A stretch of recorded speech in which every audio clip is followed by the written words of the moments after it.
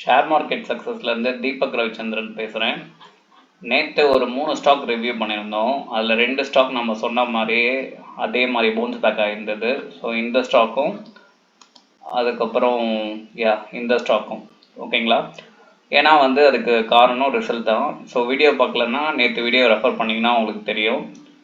இன்றைக்கி அதே மாதிரி ஒரு 3 ஸ்டாக் பார்க்க போகிறோம். ஃபஸ்ட்டு அதோட ஃபண்டமெண்டல் பார்த்துடலாம். ஸோ ஜோதி சிஎன்சி ஆட்டோமேஷன் ஓகேங்களா. ஸோ ஃபண்டமெண்டலி அந்த ஸ்டாக் ரொம்ப நாள் கழிச்சு Q3 Q2வை ஹையஸ்ட்டாக அட்டைன் பண்ணியிருக்காங்க.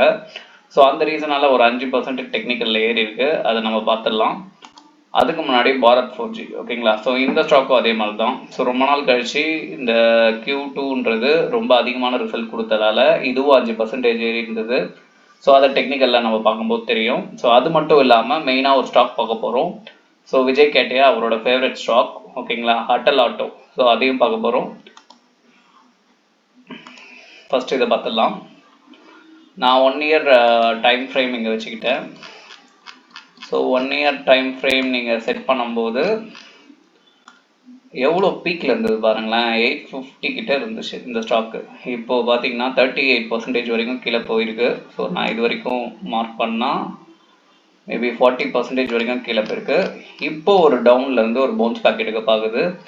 ஏன்னா ரிசல்ட் நல்லா வந்திருக்கு. ஸோ ஓகேங்களா, இந்த காரணத்தால் இந்த ஸ்டாக் மேலே ஏற ட்ரை பண்ணுது. எனக்கு தெரிஞ்சு மேபி 550 போகிறதுக்கான எல்லா வாய்ப்புகளும் இருக்குது. ஏன்னா இந்த பிரேக் அவுட் எடுக்கும்போது அதுக்கு மேலே கூட 600 போகிறதுக்கான மூமெண்ட் இருக்கலாம். சரிங்களா. ஸோ நெக்ஸ்ட் ஜோதி சிஎன்சி ஆட்டோமேஷன். இந்த ஸ்டாக் பார்த்தீங்கன்னு வச்சுக்கோங்களேன். ஸோ அதே மாதிரி 36% டவுனில் இருக்குது. ஒரு கன்சல்டேஷன் இங்கே நடந்திருக்கு. இந்த கன்சல்டேஷனை பிரேக் அவுட் எடுக்கும்போது கண்டிப்பாக இந்த ஸ்டாக் ஒரு 1000 ரூபாய் போகிறதுக்கான வாய்ப்புகள் இருக்குது. ஏன்னா ஃபண்டமெண்டலி இந்த ஸ்டாக் நல்லா இருக்கிறதால ஸோ ஏறதுக்கு சான்சஸ் நிறையவே இருக்குது.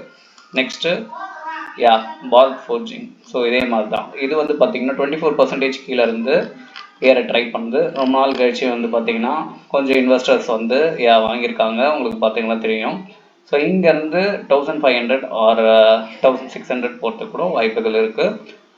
ஒரே ஒரு விஷயந்தான், நம்ம சேனலில் எல்லாமே ஃபண்டமெண்டல் பேஸ் பண்ணி நான் சொல்லுவேன். ஸோ அதே மாதிரி அக்யூரேட்டாக நடக்கும்ன்றது எந்த கணக்கும் கிடையாது. ஏன்னா நேற்று நம்ம 3 ஸ்டாக் பேசியிருந்தோம். ஒரு ஸ்டாக் அந்தளவுக்கு போகல, நீங்கள் போய் பார்த்தீங்கன்னா தெரியும். ஆனால் 2 ஸ்டாக் நல்லா போயிருந்தது ஓகேங்களா. ஸோ ஷேர் மார்க்கெட் பொறுத்த வரைக்கும் இதுதான் நடக்கும், யாரும் சொல்ல முடியாது. ஸோ எந்த மணி நீங்கள் இன்வெஸ்ட் பண்ணுறதா இருந்தாலுமே ரிஸ்க் இருக்குது. ரிஸ்க்கு தெரிஞ்சு இன்வெஸ்ட் பண்ணுங்கள். உங்களுக்கு கரெக்டாக இந்த ஸ்டாப் லாஸு இதெல்லாமே தெரிஞ்சுதுன்னா நீங்கள் இன்வெஸ்ட் பண்ணலாம். சரிங்களா. ஸோ அந்த நாலேஜ்லாம் எதுவுமே இல்லாமல் பிளாங்காக போய் ஷேர் மார்க்கெட்டில் ஏதோ யாரோ சொன்ன காரணத்துக்காக மணி வரும்னு சொல்லிட்டு போட்டிங்கன்னா டெஃபினட்டாக அது அந்தளவுக்கு யூஸ் ஆகாது. சரிங்களா.